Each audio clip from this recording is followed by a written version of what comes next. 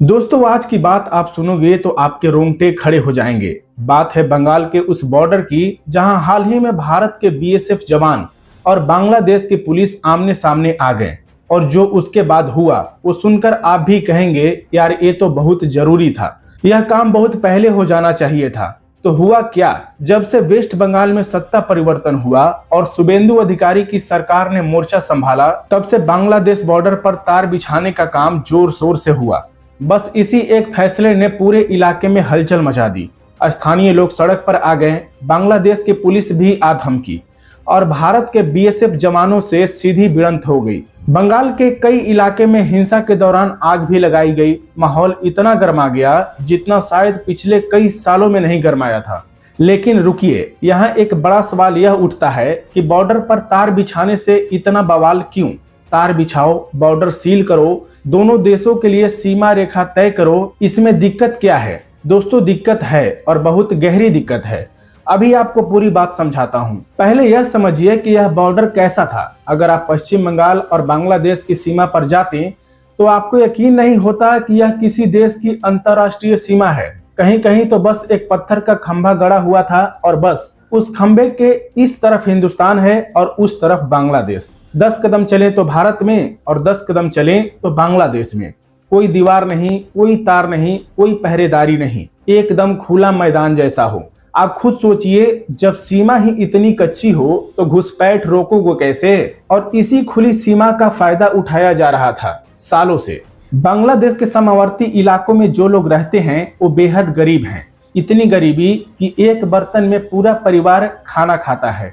पेट भरने के लिए काम चाहिए, पैसा चाहिए, तो क्या करते थे? बस बॉर्डर पार करते थे, बंगाल आ जाते थे, कुछ काम धाम करते थे, 5-7 हजार रुपए या 10-15 हजार रुपए कमाते थे और वापस बांग्लादेश चले जाते थे।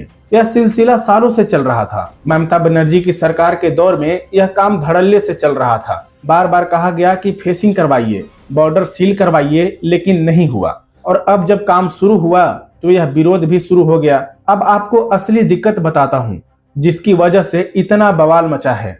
पहली दिक्कत यह है कि इस बॉर्डर के आसपास कुछ किसानों के खेत इस तरह हैं कि आधा खेत बांग्लादेश में पड़ता है और आधा भारत में। जब तार बिछ जाए तो वो किसान अपने आधे खेत तक कैसे पहुंचे? इसके लिए 150 मीटर का नियम बनाया गया है कि सीमा के 150 मीटर की दूरी पर ही फेसिंग होगी ताकि किसानों को दिक्कत ना हो। लेकिन इतने से भी मामला पूरी तरह नहीं सुलझता। दूसरी दिक्कत भी अजीब है। कुछ घर ऐसे हैं जिनके 2-3 कमरे बांग्लादेश की तरफ और 2-3 कमरे भारत की तरफ पड़ते हैं। अब तार बिछ गया तो घर का मालिक अपने ही घर के आधे हिस्से में कैसे जाएगा? यह बात सुनने में भले ही मजेदार लगे, लेकिन असली जिंदगी में यह बड़ी परेशानी है। भारत सरकार ने कहा है कि ऐसे लोगों की देखभाल की जाएगी, उन्हें उचित व्यवस्था दी जाएगी। तीसरी दिक्कत तो और भी अनोखी है। कुछ परिवार ऐसे हैं जहां पति भारत का है और पत्नी बांग्लादेश की या रिश्तेदार उस पार का है। अब तार बिछ जाए तो ननिहाल जाना हो तो बॉर्डर पार करना पड़ेगा। यह सब उस वक्त का नतीजा है जब बॉर्डर इतना खुला था कि लोगों को पता ही नहीं चलता था कि वो कब भारत में हैं और कब बांग्लादेश में। अब आते हैं सबसे खतरनाक मुद्दे पर।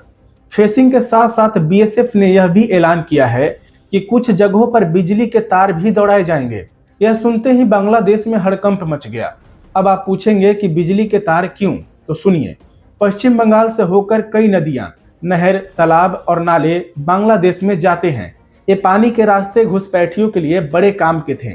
कोई तैरकर आता, कोई डुबकी लगाकर आता, पानी के अंदर से आता, किसी को भनक भी नहीं लगती। तो इन्हीं रास्तों को बंद करने के लिए बिजली के तार का फैसला किया गया। अब अगर कोई हाथ लगाएगा तो करंट लगेगा। बांग्लादेश इसी बात पर सबसे ज्यादा भड़का हुआ है। लेकिन दोस्तों, इस सारे घटनाक्रम में सबसे बड़ा सवाल यह है कि आखिर यह फेसिंग इतना जरूरी क्यों है? यह सिर्फ घुसपैठ रोकने की बात नहीं है, यह बात है भारत के जमीन बचाने की, भारत की पहचान बचाने की। इसे समझने के लिए एक आंकड़ा देखिए। 1971 में असम में 72% हिंदू थे और 24% मुस्लिम। लेकिन अगर आप 2021 तक आए तो हिंदुओं की संख्या घटती चली गई और मुस्लिम आबादी 38% को पार कर गई। यह बदलाव इतनी तेजी से कैसे आया? क्योंकि बांग्लादेश से लगातार घुसपैठ होती रही। यही हाल धीरे धीरे वेस्ट बंगाल का हो रहा था। और यह सिर्फ जनसंख्या का आंकड़ा नहीं है, यह उस खतरे की बात है जो भारत की सीमाओं को अंदर से खोखला कर रहा था।